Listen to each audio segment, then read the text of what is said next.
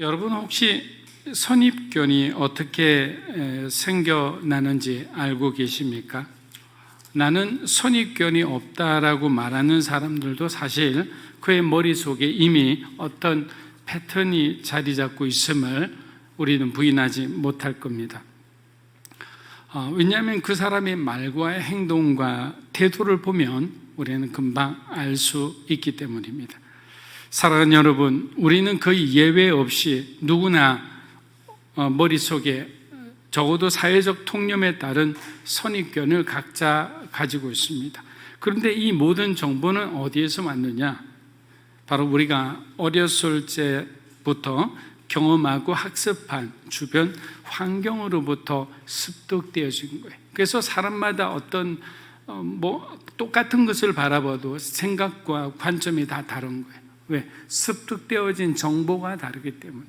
그 환경에서 자기가 느꼈던 그 감정과 또 느꼈던 어떤 환경과 배경이 다르기 때문입니다. 만일 아버지가 엘리트주의를 주장하는 사람이라면 항상 너는 1등이 되어야 된다고, 1등만이 이 세상에서 살아남을 수 있다, 이런 말을 하는 아버지들이 있잖아요.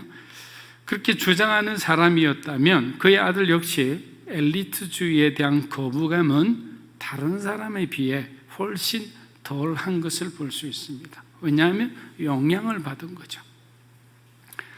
미국의 교사 제인 엘리엇이라는 사람이 있습니다. 이 사람이 아주 유명한 한 실험을 한 적이 있습니다. 그녀는 자신이 맡고 있는 3학년 학생들을 대상으로 두 그룹으로 나누었습니다. 푸른 눈을 가진 사람들을 이쪽에 서게 하였고, 그리고 갈색 눈을 쓰게 한 사람을 이쪽에 서게 하였습니다. 그래서 하급 테스트를 그 자리에서 했습니다. 결과는 갈색 눈을 가진 아이들이 훨씬 점수가 높게 나왔습니다. 그런데 엘리엇 선생은 학생들에게 그 점수의 결과를 반대로 알려주었습니다. 여러분, 어떤 일이 일어났을까요? 두 그룹을 불러놓고 다르게 말했을 때 푸른 눈의 아이들은 실제적으로는 점수가 낮은 아이들이지만 환호를 하면서 동시에 갈색 눈의 아이들을 무시하고 그들을 괴롭히기 시작했습니다. 그런데 이 선입견의 영향은 여기서 끝나지 않고 갈색 눈의 아이들에게서 오히려 두드러지게 나타났습니다. 그들의 평균 성적이 계속 내려가기 시작했기 때문입니다. 선생님의 말 한마디에 자신감을 잃어버린 거예요. 원래 자기 자신은 실력이 있음에도 지금 자기에게 받은 그 점수의 영향을 매우 크게 받은 거죠. 그리고 어떤 아이들은 이제 시험이라는 말만 들으면 두려움이 생기기 시작했습니다. 반면 푸른 눈의 아이들은 오히려 성적이 오르기 시작했습니다. 자부심과 자존심이 그냥 솟아나는 거죠. 그런데 여기서 우리는 두 가지 중요한 교훈을 얻을 수 있습니다. 첫째는 잘난 자는, 성공한 자는 자기보다 못난 자를 우습게 여기고 상대하려 하지 않는다는 거예요. 푸른 눈의 아이들은 푸른 눈의 아이들끼리 모여서 자기들끼리 어떤 관계를 가지려 했기 때문에, 소위 말하면 그들만의 리그를 만들기 원하는 거죠. 이것은 불행하지만 세상뿐만 아니라 교회 안에도 존재합니다. 둘째는 선입견에 피해를 입은 사람들이 자신을 선입견의 틀에 가두어 놓고 빠져나올 생각을 하지 않는다는 거예요. 여러분, 이것이 가장 무서운 것이라고 생각해요. 그래서 점점 자신감을 잃어버리게 되니까 유대인들처럼 광야를 지나 약속의 땅의 그 주인이 되는 그 엄청난 그 길을 걸어갔는데 잠깐 지금 내게 닥친 그 고난을 견디지 못해 뭐라고 얘기합니까? 애굽의 종이 되는 것이 더 낫다라고 말을 하는 거예요. 그게 왜 그래요? 자기의 어떤 종의 프레임에 갇혀서 지금 자기가 자기 앞에 닥쳐오는 그 찬란한 그 미래를 보지 못하는 거예요. 계속적으로 뭔가 실패를 한다든지 계속적으로 뭔가 억압을 받는다든지 이렇게 하면 우리 자신도 모르게 어떤 생각, 편견과 선입견의 어떤 영향 가운데 허우적거리며 살아갈 수도 있는 거예요. 그것을 깨뜨려야 되는 거예요. 한 달이 지난 후 사실은 갈색 눈의 아이들이 학업 성적이 더 우수했다고 선생님이 정정해서 말하자 모든 상황이 순식간에 또 돌변하기 시작합니다. 이제는 푸른 눈 아이들이 괴롭힘을 당하기 시작합니다. 여러분 생각해 보세요. 자기들이 열등하다고 괴롭힘을 당할 때 그렇게 고통을 느꼈던 아이들이, 그 갈색 눈의 아이들이 똑같이 대갚아주는, 똑같이 자기들끼리 그들만의 리그를 만들려고 하는 그런 어떤 악행들, 안 좋은 모습이 반복되고 있었던 거예요. 인간이 얼마나 어떤 환경과 어떤 사람의 말에 영향을 받는지, 어떤 예를 들면 그런 것들도 있어요. 예전에 어렸을 때 어떤 점치는 집에 가서 너는 몇 살까지 결혼하면 너는 죽는다, 망한다, 뭐 이런 말을 들은 사람들이 나중에 예수를 믿고 난 뒤에 전도사님과 목사님하고 이런 상담을 합니다. 결혼할 때도 되는데 왜 결혼하지 않느냐? 사실은요, 저희 어머니가 어렸을 때 저를 위해 점을 봤는데 그 점치는 사람이 30세까지는 결혼하면 절대로 안 된다고, 저 망하고 죽는데요. 그걸 갖다가 진짜 마음속으로 믿고 그 안에 갇혀 있는 거예요. 신앙이 없어서 그래요. 믿음이 없어서 그래요. 하나님의 성품을 우리가 올바로 이해하지 못하니까 성경부도 안 하고 예배도 잘 안 듣고 말씀도 정말, 여러분 한 번 듣고 그냥 끝나지 마세요. 한 번 듣고 난 뒤에 여러분들 딴 생각할 때도 있잖아요. 들을 때 그 중요한 것을 여러분들이 놓쳤을 때 어떻게 되나, 유튜브나 이런 데서 다시 한번 들어보세요. 저도 항상 설교를 2번, 3번 어떤 목사님들의 설교를 제가 듣더라도 2번, 3번 들어봅니다. 그러다 보면 제가 듣다가 놓친 부분들은 항상 메모를 하죠. 그리고 그것이 이제 우리 성도들에게 도움이 된다면 그 부분은 항상 이렇게 인용해서 여러분들에게 같이 전하기도 합니다. 이스라엘 백성들도 아수르에 당한 사마리아인에 대해 긍휼의 마음을 사실은 가져야죠. 같은 민족이었잖아요. 10개 민족은 북이스라엘이고 베냐민과 그 유다 민족만이 유다 왕국, 남유다 왕국을 이렇게 이루고 있었잖아요. 그럼 형제국인 10개 민족이 완전히 그냥 아수르에 의해서 산산이 흩어져서 피까지 그냥 섞여버리는 그런 어떤 끔찍한 일을 당했다면, 아무리 서로 약간 적대하고 있더라도 형제라면 안타까운 마음을 가지고 뭔가 도우려는 그런 마음을 가져야 되잖아요. 근데 그렇지 않았어요. 그들의 피가 섞여 혼혈이 된 상태만 보고 형제를 미워하고 핍박했죠. 그런데 여러분 한번 보세요. 이러한 핍박이 어떻게 다시 되돌아오는지.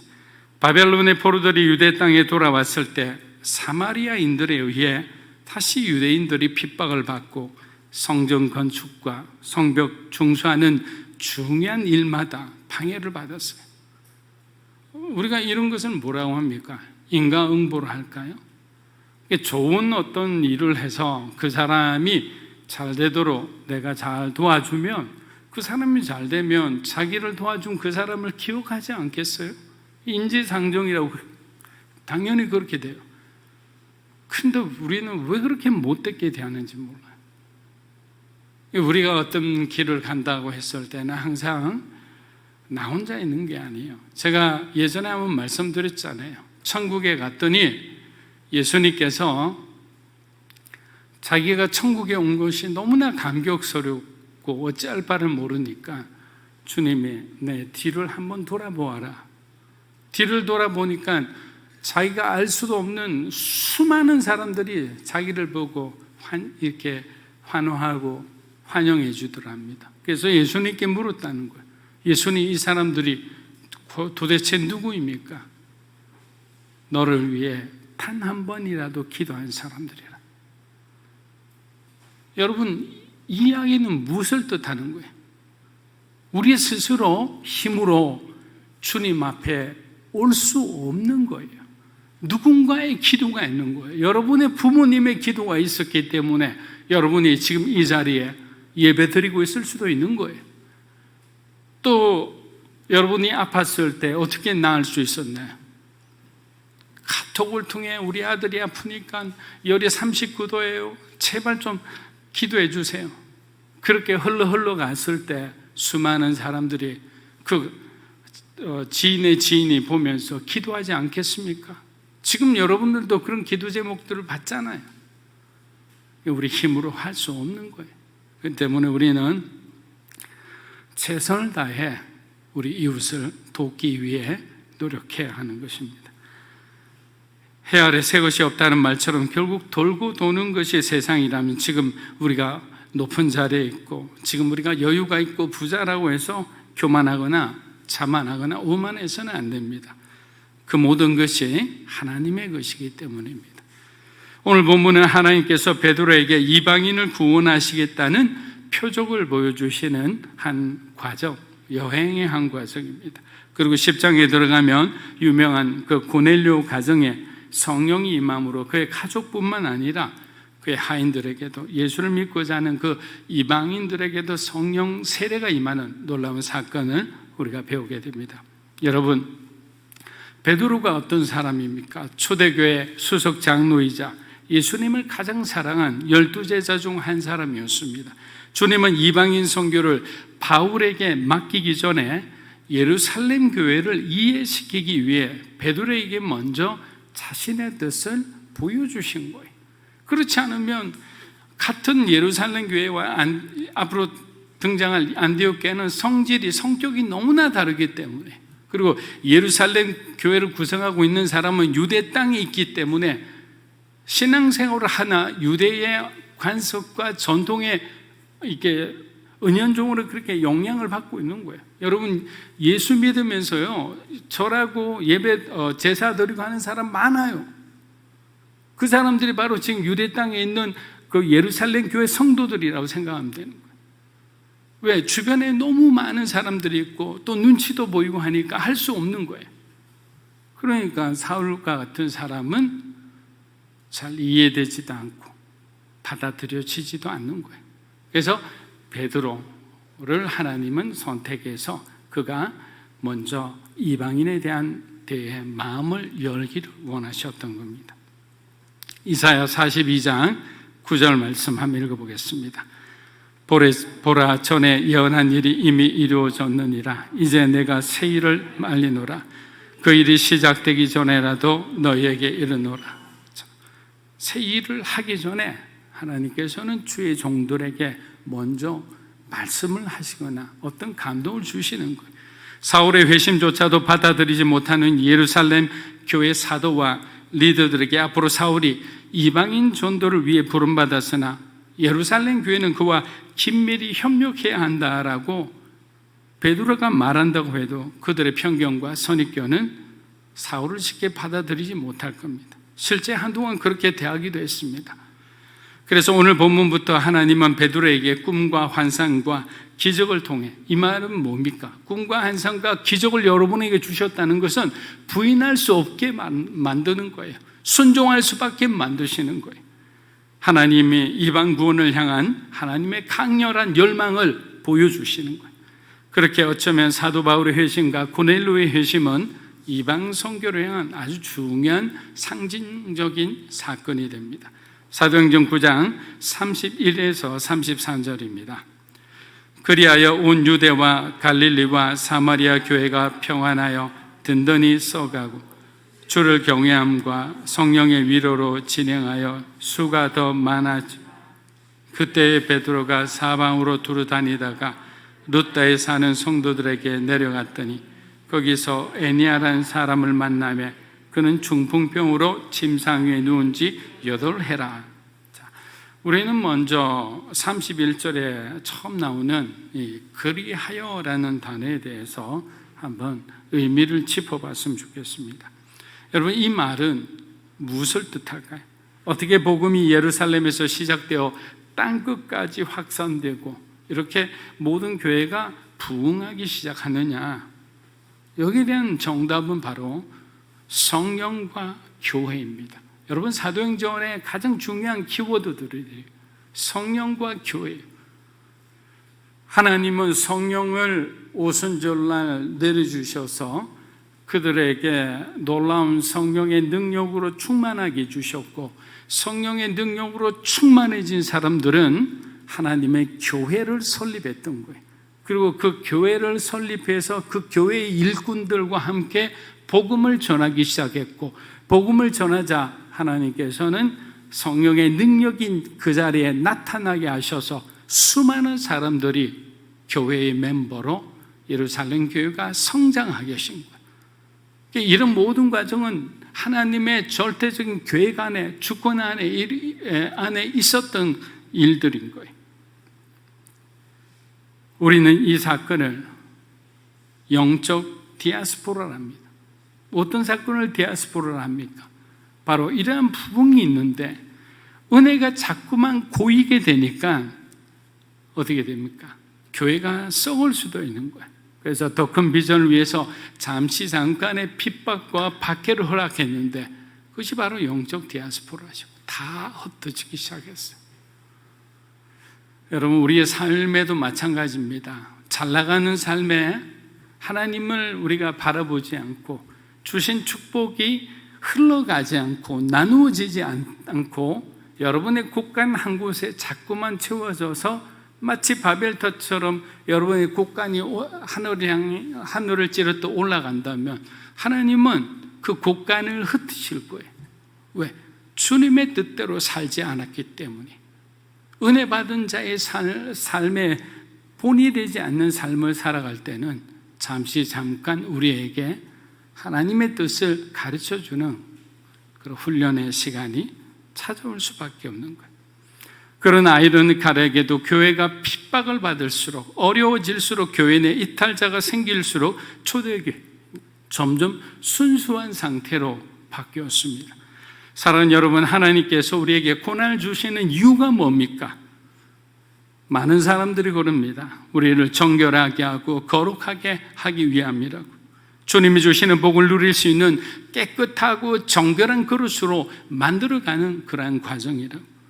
그리고 고난을 주시는 또 다른 이유는 바로 복음이에요. 선교예요.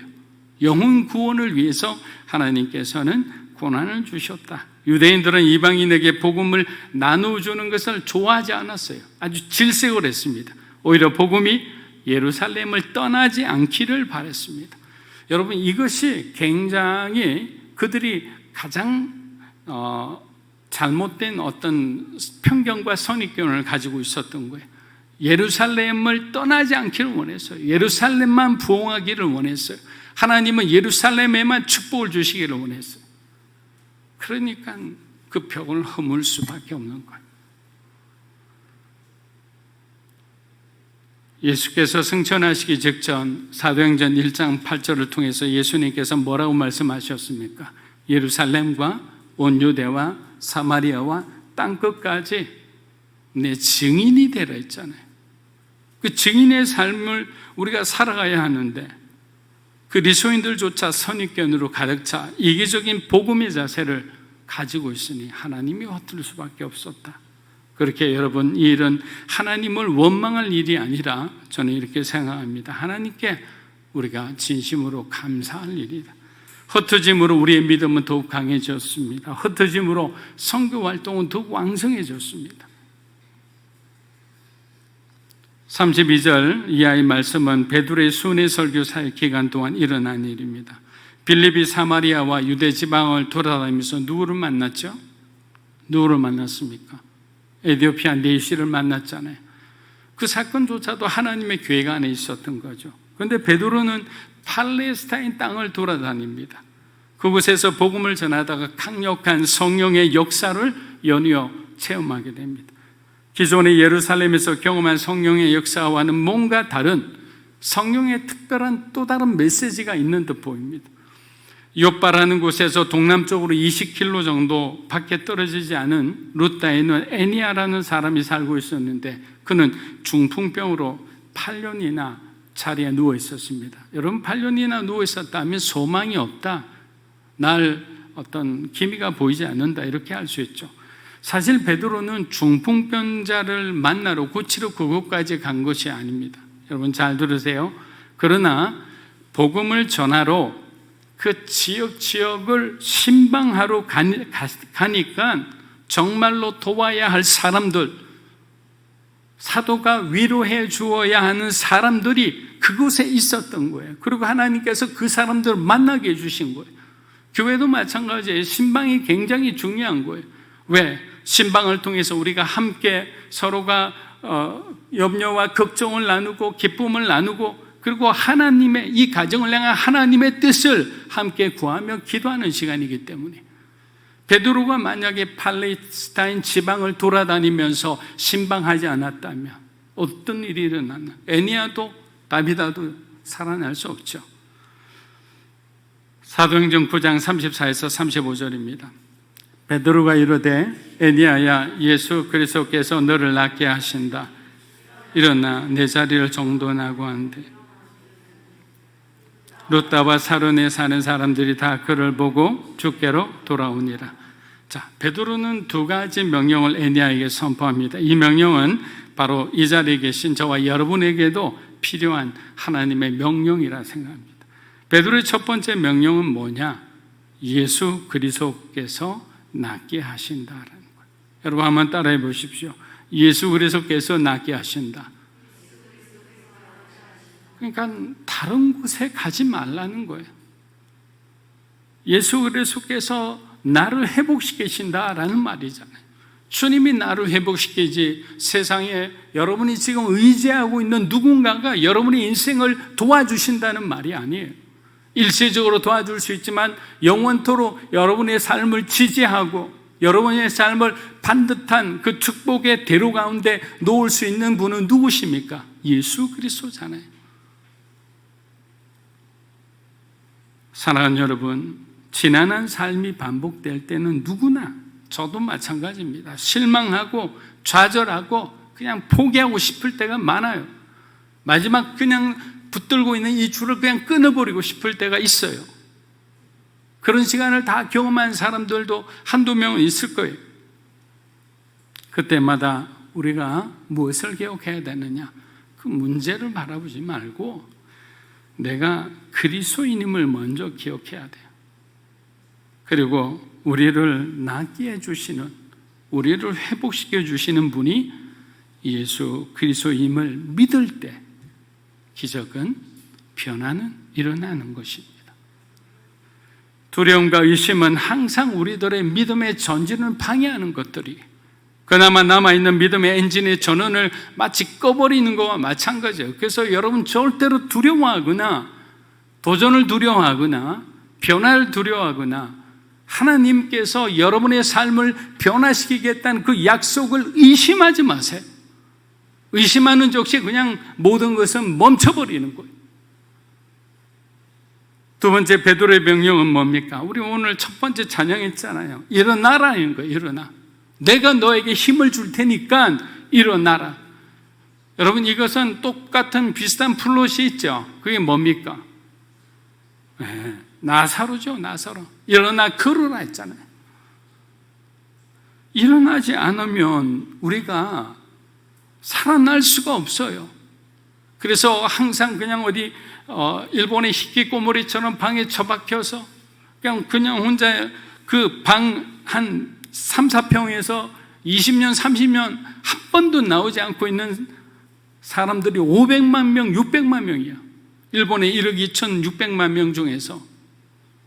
그 사람들은 나오질 않아요. 바깥에서 음식 주면 그냥 그 음식을 갖다가 그냥 어머니가 준 걸 가지고 그 음식을 들러두고 잠시 나오면 막 죽을 것 같아요.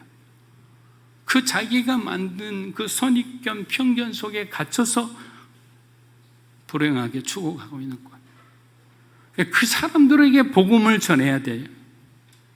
예수님을 믿으면 진리가 너희를 자유케 하리라.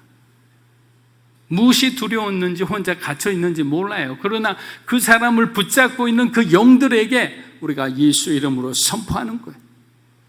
사랑하는 하나님의 백성으로부터 떠날지어다. 우리가 일본 선교할 때 그런 놀라운 일들이 일어나기를 주의 이름으로 축복합니다. 베드로가 믿음으로 선포하자 에니야는 8년간의 절망을 깨뜨리고 예수 이름으로 일어나기 시작합니다. 그러자 루다와 북부 지역에 있는 사름 평야에 있는 사람들마저 회복된 에니야를 보고 주님께로 돌아왔다고 말합니다. 사랑하는 여러분, 기적의 현장에는 항상 믿음의 연합이 있어요. 베드로의 믿음과 에니야의 믿음이 하나가 됐을 때 기적이 일어난 거예요. 그래서 사단은 그리스도인이 연합하는 거, 하나 되는 거 정말 싫어합니다. 무슨 일이 일어날지 모르기 때문에. 사도행전 9장 36에서 39절입니다. 요바에 다비다라는 여제자가 있으니 그 이름을 번역하면 도르가라. 선행과 구제하는 일이 심히 많더라. 그때에 병들어 죽으며 시체를 씻어 룻다가 요바에서 가까운지라 제자들이 베드로가 거기 있음을 듣고 두 사람을 보내어 지체 말고 와달라고 간청하여 베드로가 일어나 그들과 함께 가서 이르매 그들이 데리고 다락방에 올라가니 모든 과부가 베드로 곁에 서서 울며 도르가가 그들과 함께 있을 때에 지은 속옷과 겉옷을 다 내보이는. 요바는 엄밀히 말해 지중해 안에 있는 블레셋의 도시이지 이스라엘의 도시라 할 수 없습니다. 왜냐하면 가나안 땅을 정복할 때 땅을 분배했잖아요. 땅을 분배할 때 바로 요바를 제외하고 요바 바로 앞에까지 단 지파에게 그 땅을 줬어요. 그래서 요바는 이스라엘이 정복한 땅이 아니에요. 그래서 요바는 실질적으로 이방의 땅이에요. 그리고 이스라엘 사람과 이방인들이 함께 섞여 사는 그 항구 도시예요. 베드로가 이방인 전도를 하기에 요바만한 지역이 없는 거예요. 이미 예수님에 대한 소식을 유대인들을 통해 듣고 있었고 바로 다비다라는 제자까지 그곳에서 살고 있으니 요바의 복음적 환경은 상당히 우호적이었다, 이렇게 볼 수가 있습니다. 그런데 그곳에 아람어로 다비다, 헬라어로 도르가라는 그 아주 신실한 여제자가 그곳에 있었습니다. 안타깝게도 그녀는 이미 병으로 죽어 그 시체를 다락방에 올려다 놓은 상태예요. 그러니까 예수님이 행한 그 나사로를 살린 그 기적이, 예수님께서 뭐라고 말씀했냐, 제자들이 나보다 더 훌륭한 일을 할 거다, 이렇게 말씀하셨잖아요. 제자들에게 성령의 능력이 들어가자 정말 예수님이 하신 일 똑같이 또 그 이상도 할 수 있게 된 거예요.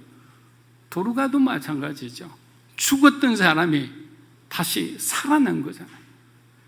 작은 부활이 일어난 거죠.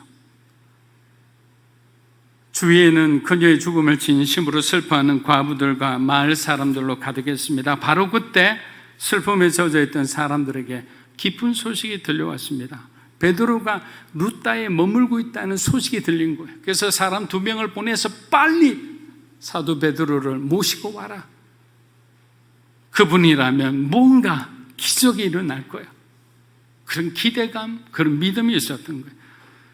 근데 여러분, 한 가지 우리가 여기서 짚고 넘어가야 할 문제가 있습니다. 그것은 바로 그 기적의 통로가 된 베드로, 사람을 우리가 우러러 봐서는 안 된다는 거예요. 사람을 섬겨서는 안 된다는 거예요.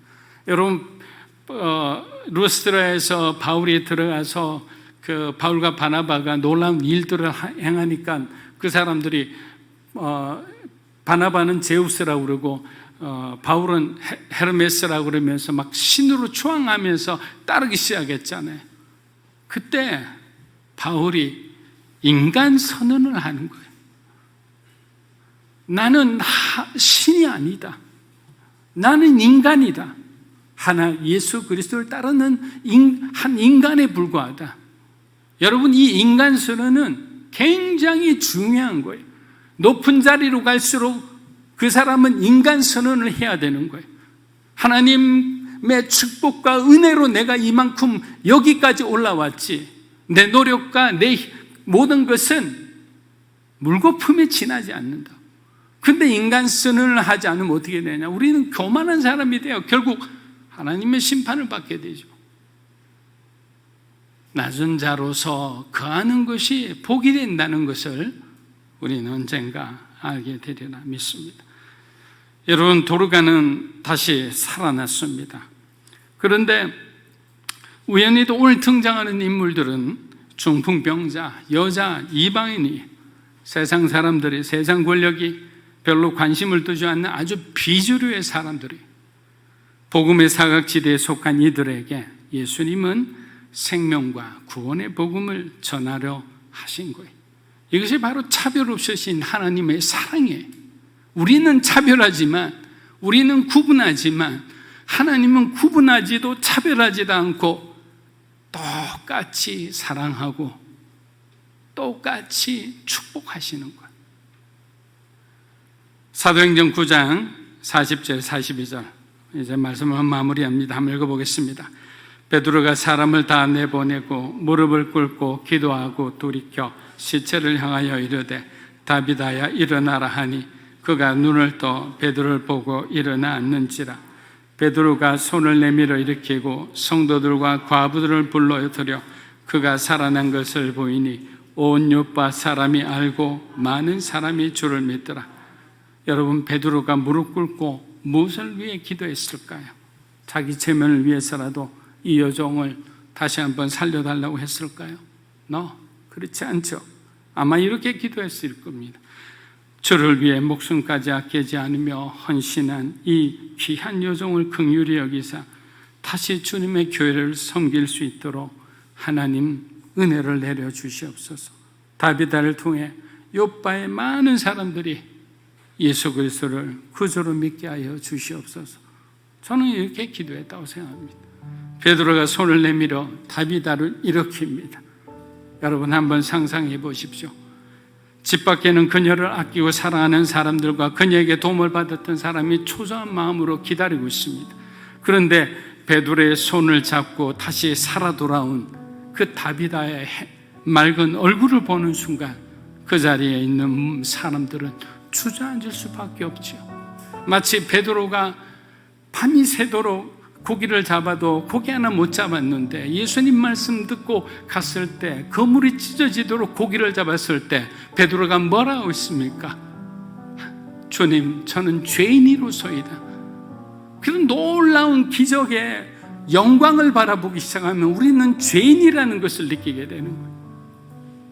우리는 하나님 앞에 낮아질 수밖에 없는 거예요. 이 세상은 그리스도와 함께 동행하는 삶입니다. 이제 믿음으로 사는 교회가 제2기의 사역을 준비하고 있습니다. 준비할 것도 많고 필요한 재정도 많습니다. 하지만 이럴수록 우리가 한 마음으로 주님을 바라보고 살아가는 여러분이 되시기를 주의 이름으로 축복합니다.